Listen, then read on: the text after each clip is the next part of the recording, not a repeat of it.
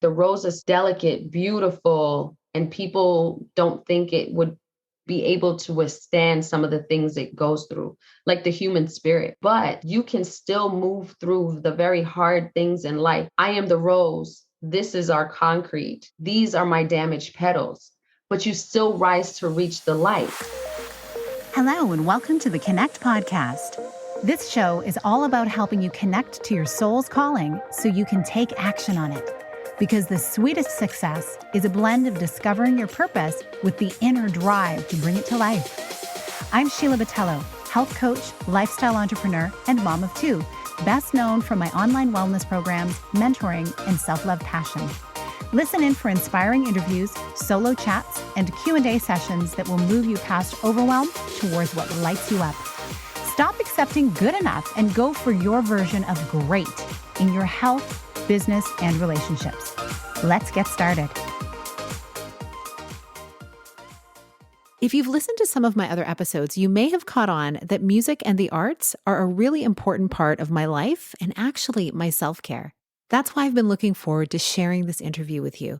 As a visionary creator and storytelling educator, Kimberlee Nicole Smith's entrepreneurial approach challenges perspectives that reinforce the status quo and leans towards the discovery of possibilities. Her work combines the arts and public health, showing that the arts is so important to the well-being of people in a community to change policy and to change the world. Her distinct value is her ability to cultivate insightful conversations. Kimberlee has worked with thousands of people and facilitated hundreds of meaningful dialogues for the purpose of expanding perspectives on how we can improve our lives and the lives of others in society. She believes anything is possible when creating consciously. Enjoy the episode. Welcome to the podcast, Kimberlee. Thank you for being here. Thank you so much for having me. The whole reason why I love doing these interviews is because everyone's story is so unique. And there are always valuable principles that can help us all on our individual journeys. Where were you born and raised? Where did you grow up? And what led you to where you are now? I was born in Kingston, Jamaica. My family immigrated to the US when I was a year old. And so I grew up in Brooklyn, New York, home of hip hop. I always have to say that. Where Brooklyn at? Stand up. Okay. All right. I went to college in Philadelphia. I went to Temple University, majoring in kinesiology, exercise science, and wellness. And really cool thing about that, and this is one of those, if I play two truths and a lie, I like to throw out. I actually had a football scholarship in undergrad, full out-of-state tuition, Division I football, Big East. And then while I was there, my mom, you know how they say when you leave to go to college, your parents turn your bedroom into some other room? Yeah. My mom moved. She packed all her stuff and left. She moved to Miami. And so initially I started going to college wanting to work in health. And I had found out that like exercise was like a way people can have better health, because I was scared of old people. Not gonna lie. I was like, why do they look like they're dying? Older people just always look like they're sad at life. And I found out that exercise was a way to have a happier, joyful life. And I am a performer by nature. And I was like, ooh, I could dance for exercise and help people do that. But then, you know, being a kid of immigrant family, like you can't really do that, right? So I was like, well, then I'll be a chiropractor and work with athletes. So when I went to college, it was to prepare me to go to chiropractic school. So when I was at the end of at the end of undergrad and a time to apply to chiropractic school, I found out that they do gross anatomy as soon as you get there. And I was like, what is that? Looked it up. There was no Google then. For all the young people listening, there was no Google when I was graduating undergrad. And I knew what anatomy was because that was in my major, but what is gross? And I was like, cadavers. Does that mean like human dead people? Like as soon as you get there? I said, well, I can't do that. Well, then look, well, it's over, right? I'm not going to do that. And my mentors in my undergrad, they were like, but your mom moved to Miami. You could totally work at one of the cruise lines and be the fitness person there. And I was like, yes, while my classmates are going to work at Nike and the Olympics and all that, I'm going to work on Royal Caribbean or something to be a fitness person. And I went home and was spent age 21, 22 on South Beach in Miami. That didn't last long. Then I figured I had to do something with my life. It was a great experience, I'm sure. Oh my gosh. I did not need to go to clubs anymore in my 20s after those first 2 years out of school. But I was like, this can't be grown up life. This can't be what people promise. Like, I have a degree. I got all the good grades. I did everything, that they told me to do. But I'm competing with people that barely graduated high school for $8 an hour. This can't be this.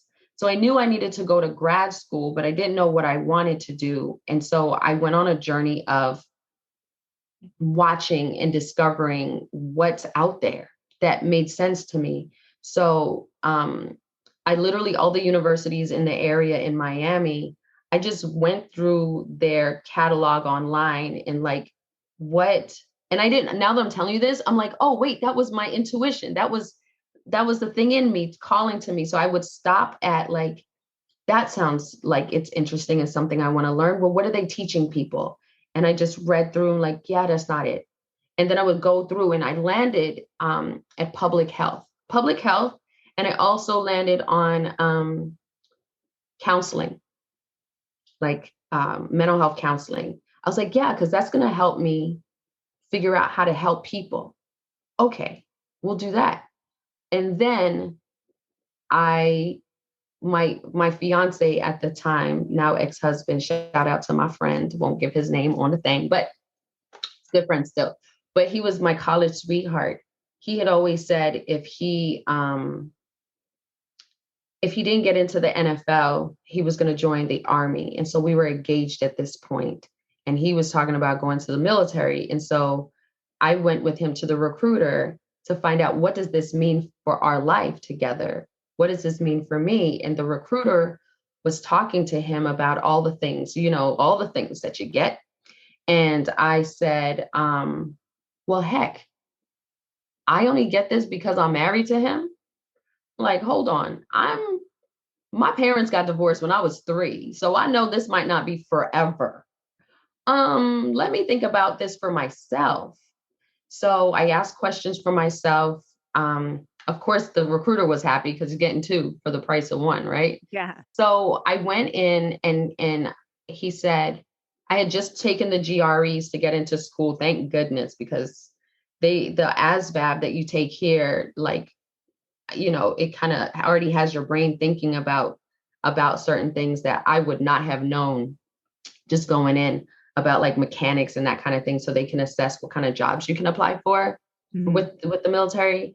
And I got a pretty high score. And I said, the only 2 jobs that I would like is a mental health counselor or broadcast journalist, because I've always wanted to be on TV. I love stories, and my favorite people are reporters like Oprah, like people on the morning shows, like the people on 2020 and those kind of things. So those are 2 jobs. If you don't give me those 2, I'm not signing anything. And so they did not have those 2 jobs available. And I was like, well, I just signed up for grad school. I'm about to move into the dorms right now. See you later. And they're like, wait, come back on Monday. We'll see what we can do. And so I left and I came back. I moved into the grad school dorms. I came back and they had mental health specialists for me. And I was like, boom, you see what happens when you ask for what you actually want and don't take things just because. And I was 22. So I was talking to men that were in their 30s and 40s as a 20, and I'm about 5'1". I'm a small little person, but I go into things never looking at, I realize this now, I never go into situations looking at what I don't have. I go into things looking this is what I want, and ask brave questions. And I was like, I guess is that because I grew up with men in football locker rooms since I was I don't know why, but this is how I show up. So I got it. Fast forward, like I said, I served in 2 weeks. I joined 2 weeks later, 9/11 happened. That's a whole other thing. I had to figure out at that point, why am I going? do I believe in this war? Do I understand why this has happened on our shores? Do I agree with what people are saying? And do I agree with me going there? And so the reason why I went, I didn't have to go. At that point, people don't realize this. You don't have to go until the very last time before you actually fly out. But I decided to go because, like I said at the beginning, what my elders taught me did not show up. My parents grew up in another country and they came here for me to have more than they had, but they didn't do the things that they were told was for me to do. So I had to figure it out on my own, but I knew I had to do something more than they taught me. And so I was like, well, 4 years in the military during wartime has got to give me more than going to college and getting another degree alone. So, and I knew I needed to grow up because I went from my mom's house to meeting my sweetheart, and he kind of took the role of like protector, that I never really learned my own inner strength. Mm. And the military and basic training was something that I don't know these people and I can't call on any of them, my family, to help me. I had to figure it out on my own. So I decided to go because I needed to grow up. And I knew that I could help other service members, whether I agreed with the war or not. There are other people there that need to come home. Yeah. And so I could do my part to make sure that they come home okay. Mm-hmm. And so I did that for 4 years. And when I got out, after the 4 years, I went to grad school. And that's when I got my master's in public health promotion, disease prevention. And my time in the military as a mental health specialist, I realized that my chronic disease management and prevention from undergrad that I had, I needed to attach social, emotional, mental health to it because no one is going to be compliant or moving forward with any of the other things if they didn't have a good, solid support system that maintained their social, emotional health.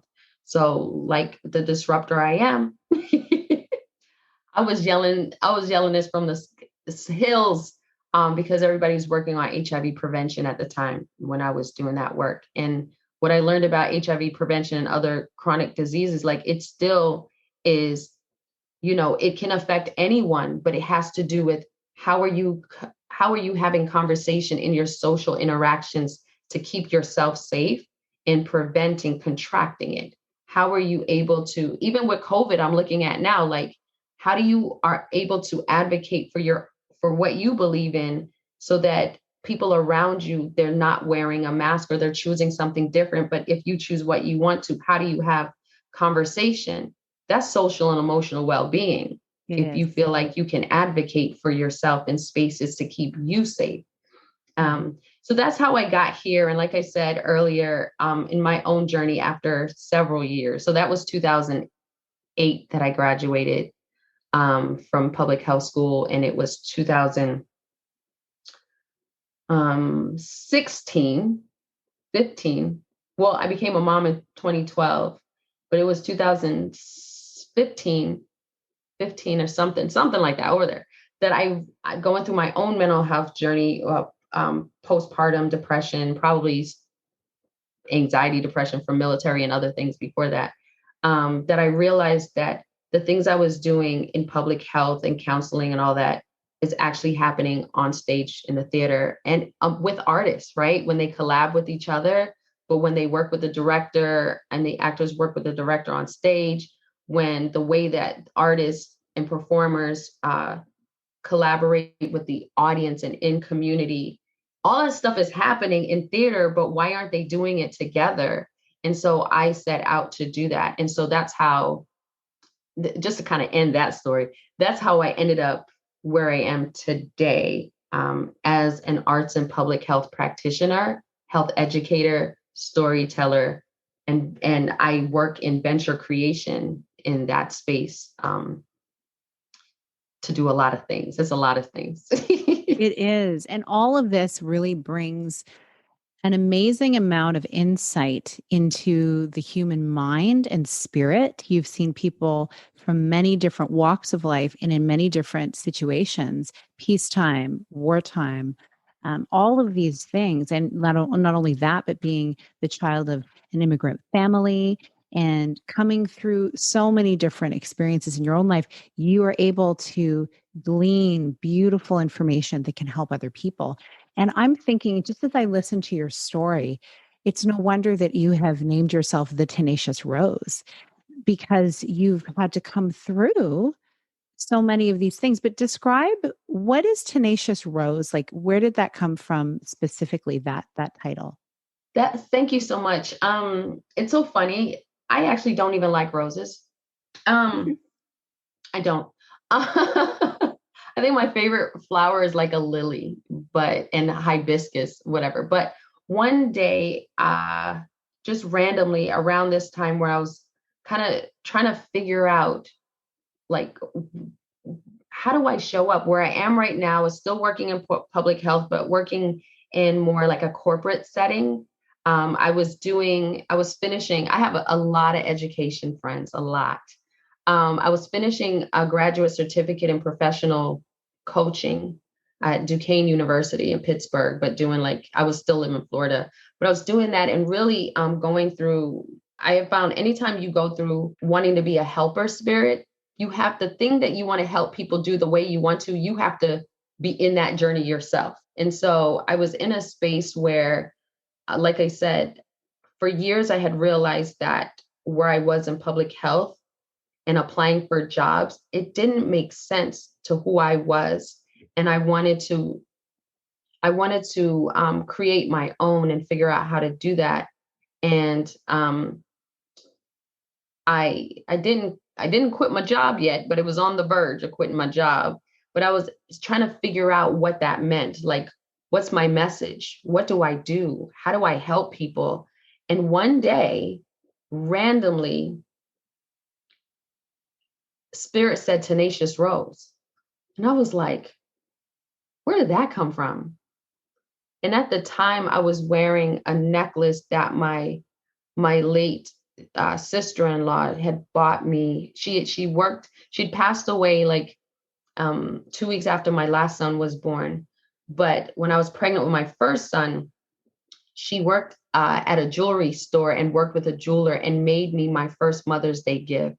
It was a rose. It was white gold necklace with a pendant of a rose, and the petals were rose gold. And when Tenacious Rose came to my thought, I was like, wait, is that who I am? Well, it makes sense because a poem that I had loved for many years was Tupac Shakur's poem, The Rose That Grew from Concrete. Mm-hmm. And at the time, I was thinking, like, why this? Why is it this poem? And when I looked at the poem again, the very last stanza says, you wouldn't ask the rose that grew from concrete why it has damaged petals. Like I always misquote, you would celebrate its will or its tenacity to reach the sun. So you don't ask why, you ask how. And I'm like, oh my gosh, that's because I tell stories. But it's not about being a woman. It's about being a tenacious person moving through to their breakthrough to reach the sun. And so people think because I say I'm a tenacious rose, it has something to do with being female. It's actually very unisex and gender neutral. And my hashtag, I am a tenacious rose. My dream is that I create something or a movement where people identify themselves as, I am a tenacious rose. So for me, it's like the rose is something delicate, beautiful, and people don't think it would be able to withstand some of the things it goes through, like the human spirit, right? But you can still move through the very hard things in life, like all the things going on in society right now with all the things going on with society right now. All the things. I say it doesn't matter about what the as he says, I am the rose. This is our concrete, right? These are my damaged petals, but you still rise to reach the light. So I always say the light is always available. You just have to choose it. You just have to choose to see it. And you have to see it in yourself first before you can see it outside. And so that's where it came to me. Spirit has said it to me, came to me, but this is what it means to me. I love that. And having just read Angie Thomas's book, Concrete Rose, with my son, and The Hate You Give, and just beautiful exploration into the hearts of these individuals, and knowing how much she loves Tupac. Hearing you talk about it is like, whoa, I just got some shivers.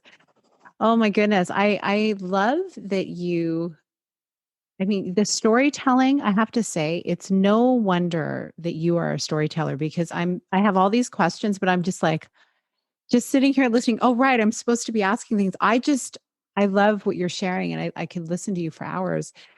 And so now with the work that you're doing in public health and in the arts, I'm wondering, is there a specific path or framework that you lead people on once you know what they hope to improve in their health? Or do you personalize the process right from the beginning for them?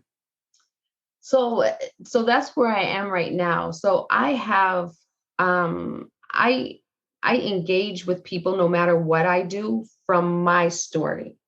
I have a tattoo. I call it my purpose tattoo. When I was in the entrepreneurship program, I think I was turning 30 somebody. I don't know what I was, with something that I felt like I need a tattoo with my purpose.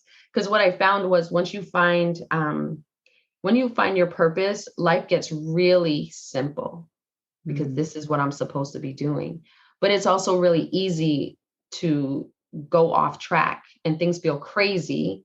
And so I was like, well, I'm going to put my tattoo on my hand where I would wear a watch. Because when I get confused about it or I feel crazy, I would like, oh, I know what time it is. It's my purpose. So my tattoo is the picture of the throat chakra in a mandala. I don't know if I'm going to show it to you, but Oh, you can't see. I'll send you a picture of it. You can see it later.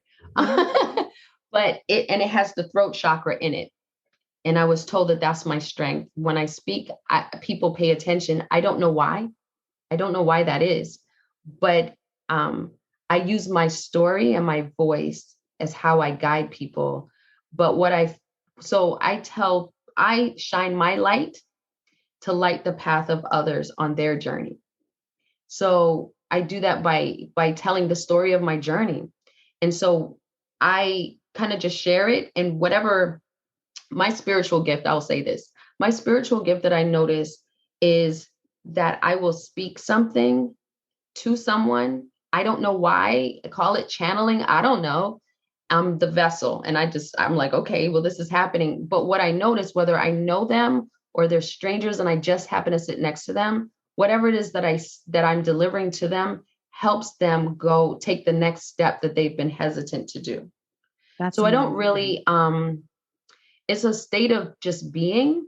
So I don't really know, but what I'm actually doing, like now, like I feel like I got to formalize this, but I'm struggling with, do I really want to formalize it or not? But I have tools in my toolbox. Like you said, I've been a ton of places. I have blocks that I've used to build to make this thing, but I've also used those blocks with these other blocks to make this other thing. So where I am now is, okay, well, let me figure out what's the core of my experience to help people. So right now, the journey, I say I speak to more consistently, no matter what it is I'm doing, is I believe first you have to discover the light that's in you, right? You have to discover, and there's different things that I do in that sense. I definitely believe people crafting their own story. And where have you been?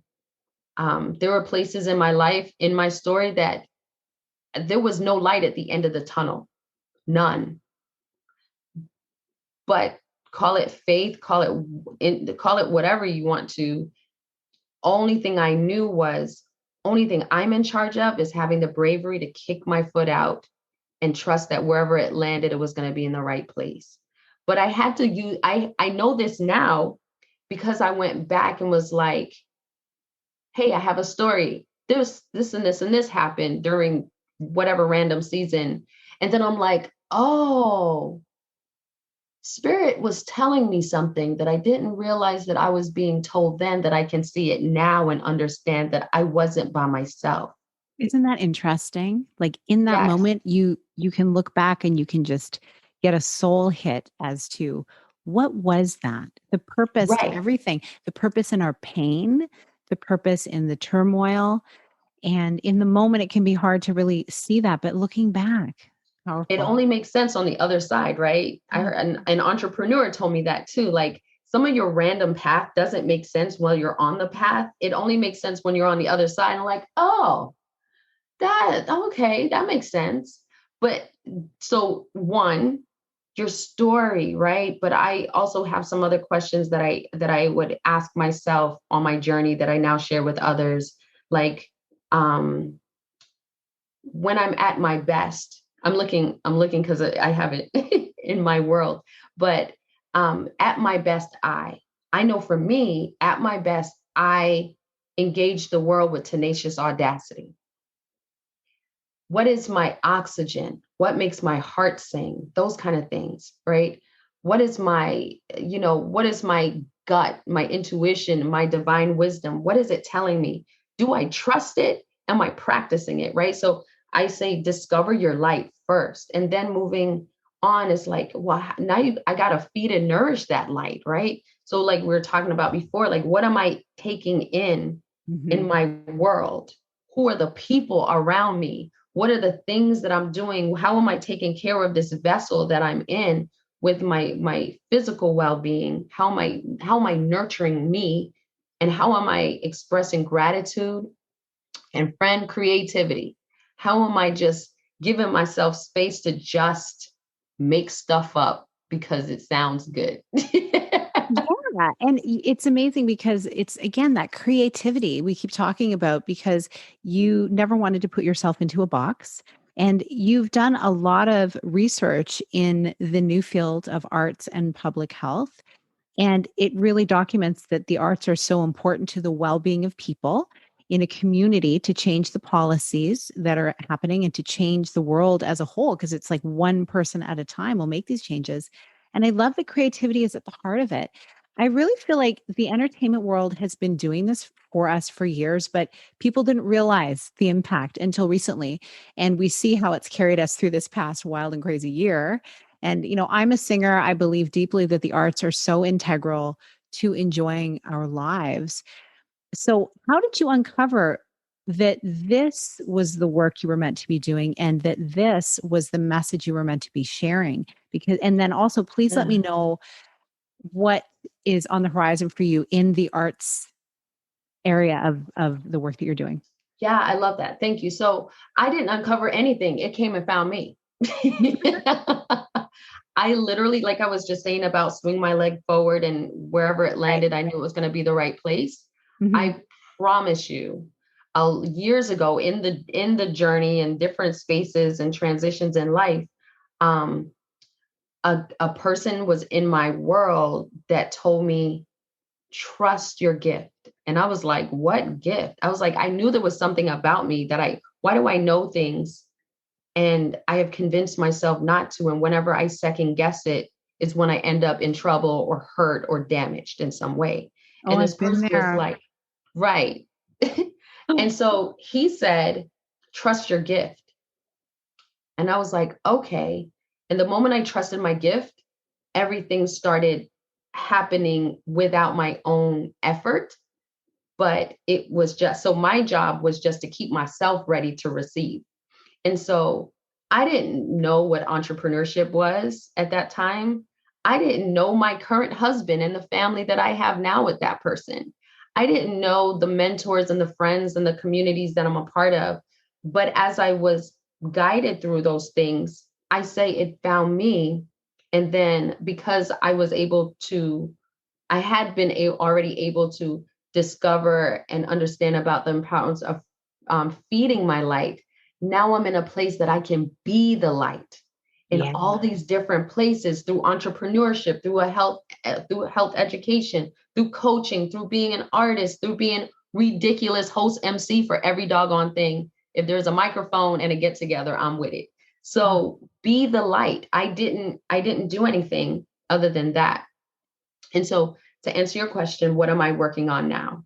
So I am currently my own arts and public health thing that I'm creating, which is the reason why I quit my job to create, has morphed into something bigger than I ever thought it was. So speaking of it came to me. I didn't I didn't do it on my own. Mhm. So I am developing a project now called Building Great, that at the time when I thought of it was about helping other women like myself go through being a mom, other Black women, other women, then other Black women. And then why was I alone? Even though there's so many other Black women that I knew, why did I still feel alone? What I've learned since then is that the impact of racism over the course of generations has taught us to be a certain way that destroys the social emotional well-being of what historically, before we came to this side of the world, was a part of the culture of the village and supporting each other. Racism and colonization has destroyed it, and Yeah. so we struggle by ourselves, and we don't have to. So Right. building great is resonant of my public health work. I do social emotional health promotion because I can't talk about women and not talk about men, but I do take a gender specific approach. But it uses storytelling, spirituality, and psychology to address those things, the social emotional well being. And my thing is, we don't have to wait for the whole world to change. We don't have to wait for the whole world to change in order to start healing. So I'm working on that. I am continue to build my Arbonne business. I work with some phenomenal people. My team, I call us the legacy builders, because I told you about my story and how I got, how I decided to do this. But I want to work with people that are building not just for themselves, but build for a legacy. I'm definitely a believer it's a way for wealth generation for people that didn't feel like having generational wealth was for them. And we know that the business model of network marketing is a way to create not just for you, but for people that you don't even know yet. We talk about get ready for impact. You never know whether it's you're generating wealth to be able to help other people, not in your family, but it's about your legacy, right? And Mhm. building that. Yeah. So, and people passionate about health and sharing access to health with other people. It's with the Arbonne business. And last but not least, I am also working on a project with the University of Florida Center for Arts and Medicine, and in partnership with uh, this University of Florida Center for Arts, Migration, and Entrepreneurship, and in San Francisco, the Yerba Buena Center for Arts, around creating a collective for artists who seek to be social entrepreneurs and kind of help them massage and build the projects that they firmly believe in and give them what they need. As we know, the entrepreneurial process is a lonely road. We're already weird as entrepreneurs, and you're already weird as an artist. And now you're an artist and an entrepreneur, and you want to change the world. Like, okay, let's bring them all together and help them and give them what they need in order to make the world change that we know creative minds can do and we need them to do. Amazing. Oh, well, the underpinning of my work is self care, beginning with from within oneself. And as life moves forward, I enter new stages of my life as my family grows and as I hold space for others to elevate their well being. So my personal self care becomes even more important. So, with all that you're doing, nurturing your marriage and family and supporting your clients and building new ideas out, what are your favorite ways to fill your cup? What does a typical week look like for you in your life and business that supports you?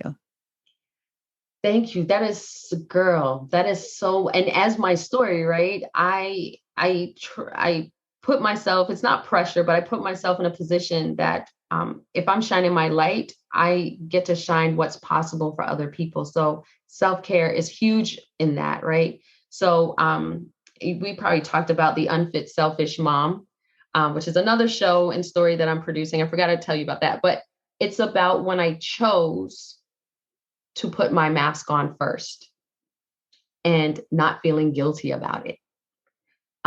So what's really cool about that is that it also teaches my kids how to take care of themselves. I have two boys, so boy mom, Me but it too. also teaches, hey, that's a whole sorority by itself, friend. um, so it teaches my boys how to take care of themselves, but how to also nurture the other women in the women that are in their life, that will be in their life. It could be their teachers, it could be their grandmother, me, right?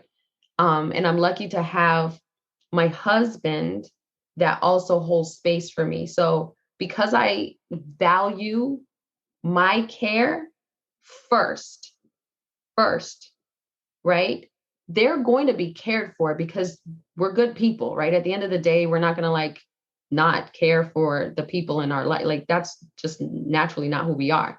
But when we value ourselves, because we've discovered our light, because we fed our light, because we focus on being the light, you are going to take care of yourself and put your mask on first. Because if I don't put my mask on first, I'm going to die and they're not going to get their mask put on at all. That's why they say it, right? But we all know that as soon as you start doing it, someone's like, oh, that was selfish. Oh, that's unfit. I'm like, yep, it sure is. So I love that because my boys, when they see me not feeling amazing, they're like, Mommy, do you want to just take a nap in your room? We'll close the door so nobody interrupts. I'm like, okay. And my husband the Beautiful. other day gave me a week off of like sent me to the beach for a week. And he's like, so you don't have to keep switching your hat, right? And there's a lot of people in our that's privilege, right? All day. There's there's people that I meet that they don't have a partner that lives in home with them. They don't have a lot of people. But I always tell folks, you have people, you just probably not looking and recognizing that people are available. They may not look like the people I have, like a husband, may not look like I don't have a best friend, but I have friends. I have colleagues, but there's people around available, but you have to be able to receive and express gratitude so that you can recognize that there are people around that will hold space for you, but you have to be brave enough to say, I need help. I need help. I don't really know what I need, but I need help. So that's how I do my self-care, exercise it, I should say. Oh, that is so powerful because many of us, women in particular, we feel very often that we can't ask for help. We need to be the helpers. It's been ingrained into us. And yet, we're wanting to help people. So there are people who are wanting to help us. It's that vulnerability, it's creating space for it. And I love how you shared that, Kimberlee. Wow. Well, your story is incredibly inspiring. And in following your work, I'm so looking forward to seeing what you bring to life and the connections that you make. And I feel like I'll be having you back here on the podcast to promote some of those things in the future and perhaps on Instagram as well. And I Yes. would love to be able to direct people to where they can find and follow you, how they can tap into some of the goodies that you are working on. Yes, yes, yes. I'm active on social media, mostly Instagram and Facebook. So you can find me, search for me under my name, Kimberlee, Kimberlee Nicole, just regular Nicole Smith, on Instagram, or on Facebook. My I'm calling it my creative lab because I do a lot of things, right? Love But that. where story is shared is the Tenacious Rose Project is the business entity, right? So that's on Facebook. They can find that. I also have a YouTube channel for my podcast. It's called Art, Artists, and Action, where basically I get to talk to the dopest people I know that happen to be artists using entrepreneurship to change the whole world. I also have a ton of friends that are academics that, I laugh because, academia tends to be boring, researchy kind of words, but I get to have them on the show to help us give context to some of the social and constructs in the world. But we get to talk as regular people, like forget all that stuff. Let's translate some of that stuff so people who want to make change in the world have access to the knowledge that you have, so they can take it and do the things that they want to do with it. So that's right now, it is only on YouTube, but it will be when we launch officially in the fall, it will be on all podcast platforms. Wonderful. These details are all going to be linked in the show notes. Kimberlee, I really appreciate you. And I appreciate that you were able to join me here today, dive more deeply into your story and into how people can think a little bit more differently about their own well-being and purpose journey. And that's really the purpose of this podcast, is to help to connect people in with what is their purpose? What are the next steps? What is that voice that's calling them, saying? What has been sitting on a shelf that maybe they need to pull down and start looking at? So I wanted to say, I'm so grateful that you could be here. Oh my gosh, it was such a joy. I love making new friends, and I let spirit guide me, and it guided me to a good one. Thank you. Thank you so much. And to our amazing listeners, thanks for tuning in. What thought or idea came up for you as you listened today? Do you have an artistic project waiting in the wings that you feel a rekindled excitement to get started on? Is there a part of your life that you're going to get even more intentional about? Kimberlee and I would love to know. So please screenshot this episode and tag us on Instagram at Sheila A. Botello and at _Tenacious_Rose to let us know. It's a beautiful way to encourage those in your midst. Big blessing. Thank you so much for being here with me on the Connect podcast. If you like this episode, please share it with someone you think would enjoy it. Also, if you head over to iTunes to leave a review, I'd be so grateful. Let us know what your favorite parts were and what you'd like to hear more of. It will help us have a greater impact, elevating many more people to grow and succeed together. See you next time.